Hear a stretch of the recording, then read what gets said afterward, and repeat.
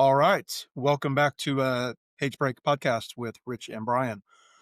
We are here today with a very special guest. This is the pastor of Westside Church in Sullivan, Indiana. Not only is he the pastor, he is my pastor, as I also attend Westside Church probably since 1978. So I'd like to welcome Jason Jones, author of the new book, Faith Rebuilt. So, Jason, welcome. Thank you guys so much for having me. Yes, you got it. Rich, always good to see you.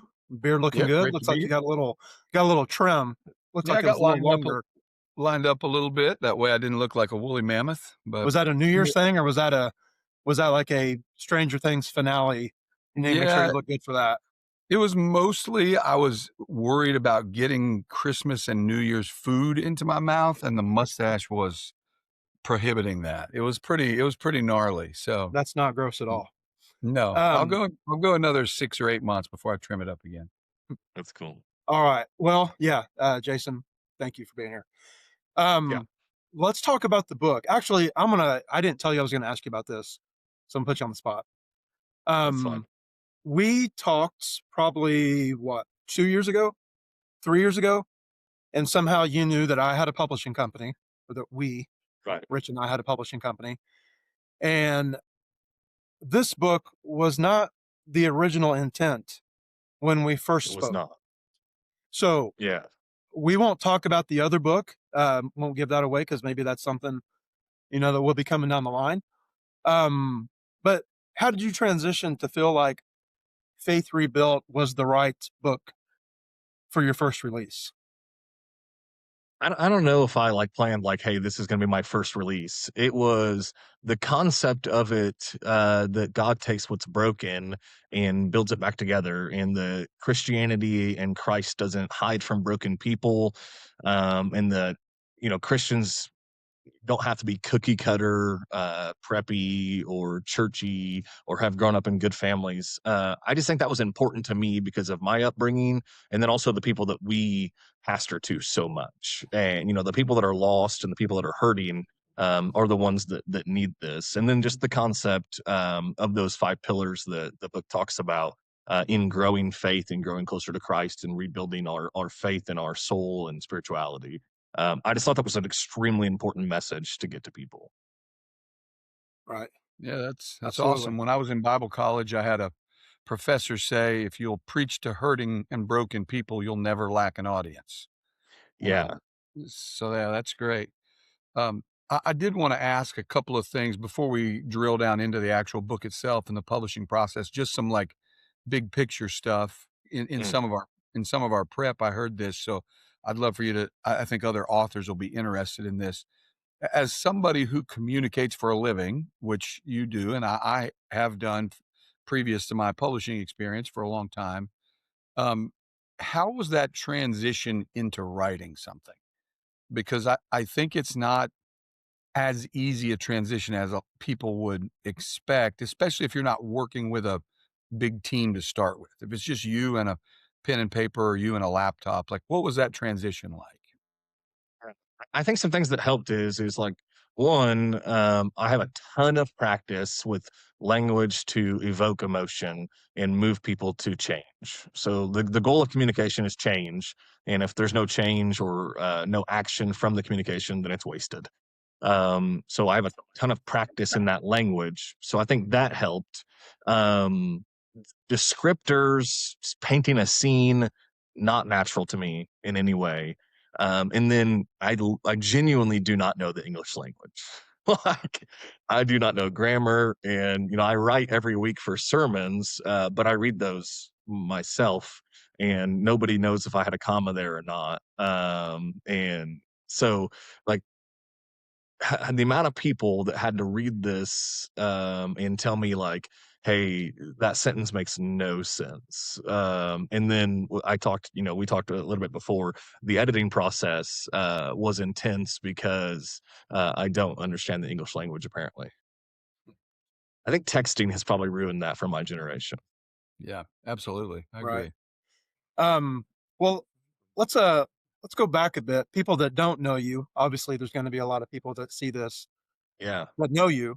Um, Rich, you don't even know this. Let's talk about your previous career and how you transitioned, and then maybe how, I don't know if the book, it's all that together. Excuse me, maybe all that during that transition is maybe when you started writing some of this. Like, just go back to where you were a few years ago, or maybe 2 years ago, and Yeah. now that you're doing full time ministry, and how the book has helped shape that. Yeah, so I was active duty Air Force. I was in the Air Force for 11 and a half years. I owned a construction company for 6. So I was in, leadership roles and whatnot. So transitioning from those type of leadership to church leadership, it seemed like it was going to be natural. Church leadership is massively different. But I guess having a ton of responsibility and accountability, I was really prepped for that part of it. The language is all different.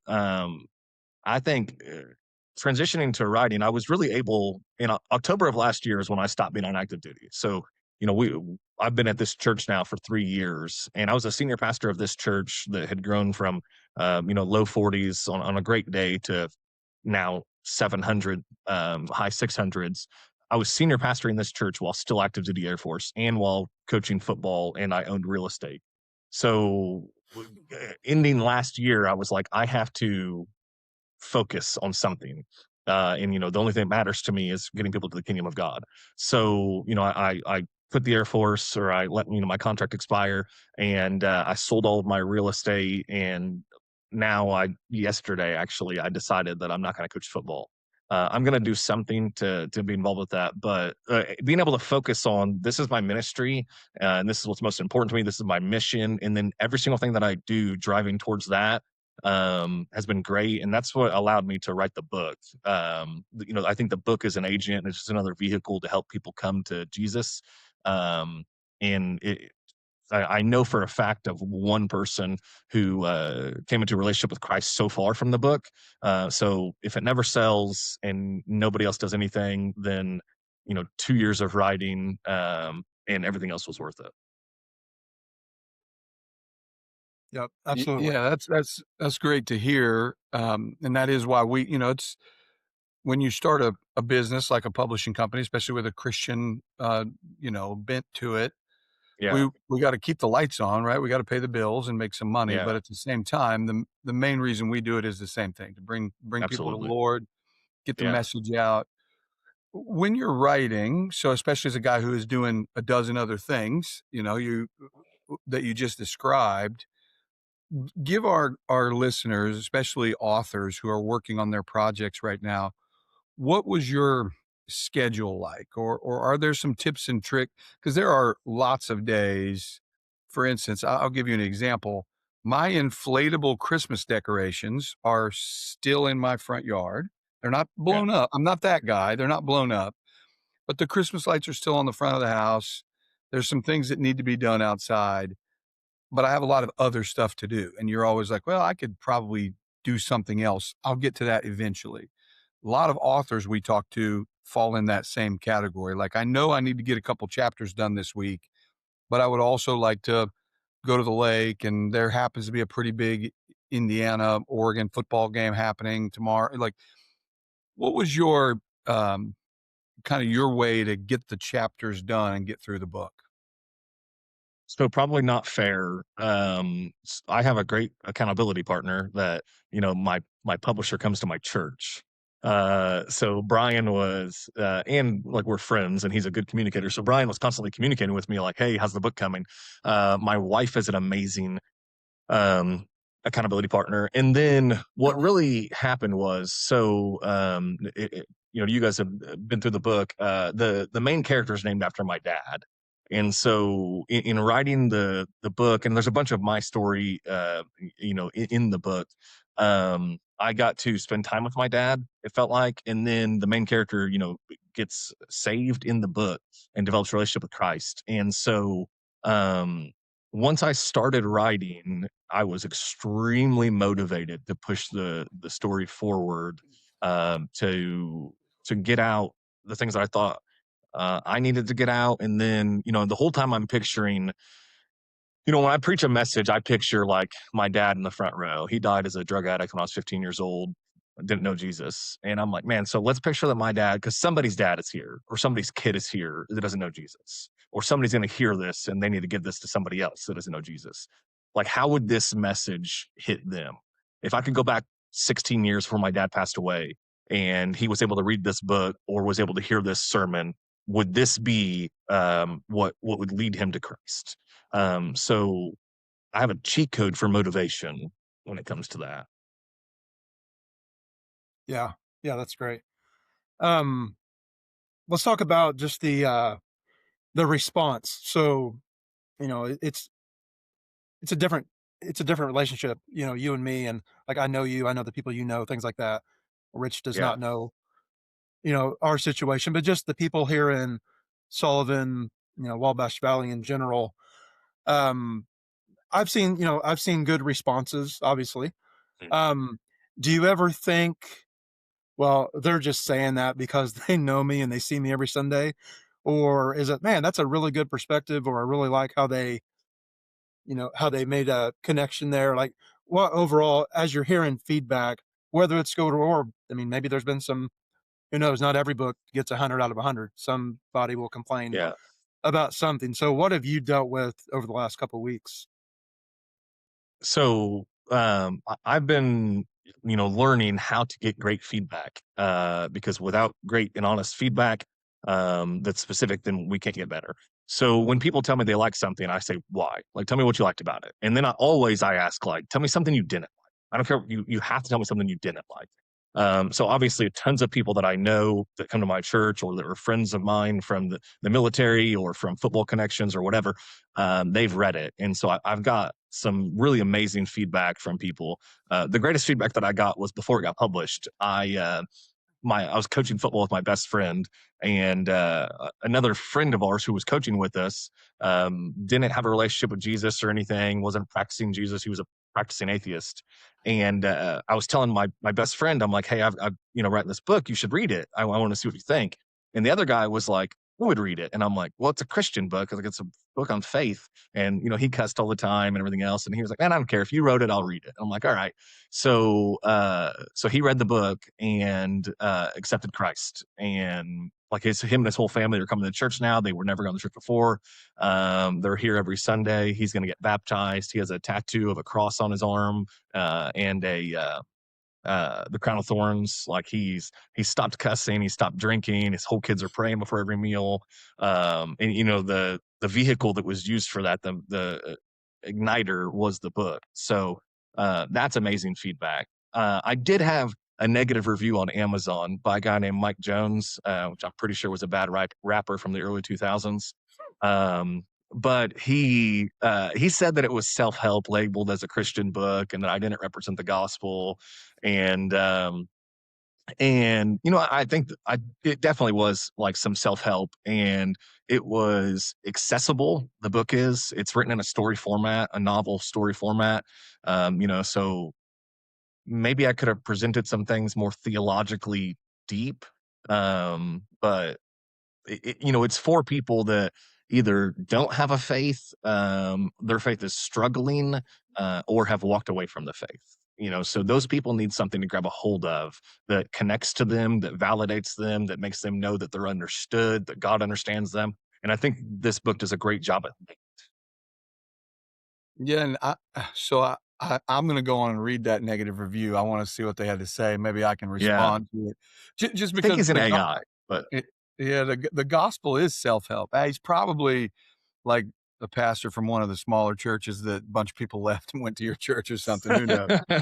Uh, but the gospel is self-help. I mean, oh yeah, it's the original form.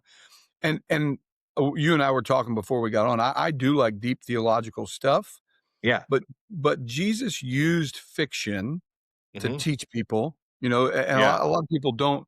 All of the parables Jesus told, except the rich man and Lazarus. The reason we know the rich man and Lazarus was a real story is because Jesus used a real name. But sure. but in all the other ones, he says a certain man went down from Jerusalem to Jericho, or a Yeah, certain man had two sons. And all of those fictitious stories that Jesus used to teach a lesson were not theologically deep. yeah. And True. the reason, I mean, I guess they were taught by the creator of the universe, and we still Right. preach from the, I mean, Luke 15, I mean, how many times have we cracked that open and preached either the lost sheep, the lost silver, or the Lost lost coin. son? Yeah. Yeah. Prodigal And, son. and so, by the way, did you see that I alliterated that immediately? Sheep, silver, sons. That's just, it's just a thing that preachers do. Um, but on their face, the audience easily understood them.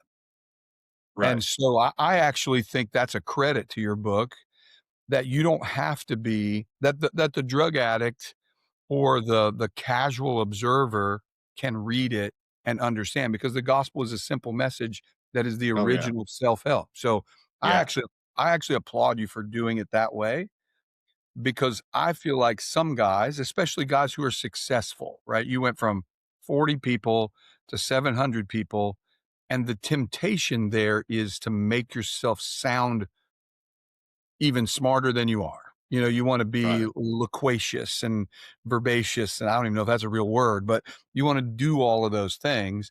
I think doing it the way you did it is way more effective.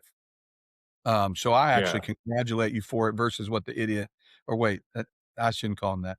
What the brother in Christ who needs the scales to fall from his eyes, on Amazon said. But It's awesome. all of that being said, how did you balance? Because there's some sensitive topics in here, right? There's some things that Mm. probably brought some pretty heavy emotion to the forefront when you were writing. How do you compartmentalize when you're doing that? Because when I was in my 20s, I was very stoic. Now I'll weep at the drop of a hat, all of that kind of stuff. I'm emotional. Maybe it's my just old age or whatever, but that had to be tough during the writing portion. How did you deal with all that? I share it quite a bit on Sundays. So I think that if I wasn't using like the things that I've been through as an opportunity to relate to people, that I would struggle with it worse. Because then it was for nothing. Like it was for it to make me tough, which hasn't done me any good. So if it can be used for the good of the kingdom and for the good of others, then it mattered, and like it's valuable in some way. So I get a lot of solace in the things that I've gone through and the things I've experienced, in that. And it's emotional for me, but I'm at peace with a lot of it since I've spoke about it so much. Okay. Yeah, that's good. And obviously being someone who's there every Sunday, I can attest to what Jason is saying here. Um kind of in closing, I guess the first question is, now that you've gone through book 1, do you picture yourself writing a book 2? The Yeah. answer, yeah. Okay. Yeah, so I've got like 6 different ideas, and I've started and tried to work through some, and they've kind of faded out. I've got one right now that's it has to be something that I'm extremely convicted about if I'm going to care about it. And so, this was extremely motivating from Love, the Faith Rebuilt. The book that's really motivating to me right now is extremely motivating out of pet peeve and frustration and anger, which is Be a Victor, Not a Victim. um like victim mindset, and um just like the woe is me of humans is uh terrible, and that's not who we're called to be in Christ. So I have a book concept that I think I've written about 6 chapters on it right now, that I'm considering going forward with. Awesome. Awesome. Now, obviously we have to plug ourselves a little bit. Rich and I are the owners of Genesis Publishing House. So as you were working with said company, Genesis Publishing House, how was the overall experience? How did you, maybe versus when you and I talked, what, 2 years ago, you probably had at least some idea in your mind what it may be like, to go through Yeah. a publishing process. Easier, more difficult, confusing? How would you sum it up in general? Yeah, I think it was a lot easier. It's extremely specific, the things that your guys' production teams ask for. And I think I felt like I got walked through a lot of it really well. The only part that was hard for me was the editing. And it was just hard as far as like I mean, she did an amazing job, your editor, and made it simple for me. But it was hard that there was so much in the editing, which is obviously great because she was able to help me and make it readable and editable for people. Yeah, right. Well, good. That's what we like to hear. Yeah, Rich, you got anything you want to close on before we close this session out? No, I think so. The way you described it is the way we tried to build this, that it's pretty easy to walk through and you're just yeah, supplying what they're being asked for. You're not, it's when you're writing and you're doing the creative part, and then you're like, oh, I have to also do the nuts and bolts part. Like that's the part that I think overwhelms creative people. yeah. And so the plan was to just, yeah, be a partner and walk through it with people. So I'm glad that it worked out that way for you. I'm excited about the book. It's already doing good things. So, I'm excited to watch its progress and hopefully, book two. Reactionary preaching was always a big problem of mine. My wife would have to, I'd write a sermon and I'd go to the pulpit on Sunday morning and my wife would be like, well, maybe you need to sleep on that for a week and do something different this week. So I totally get that. And I think doing it in a book format where you can take some time with it is Yeah, probably the best way to do that.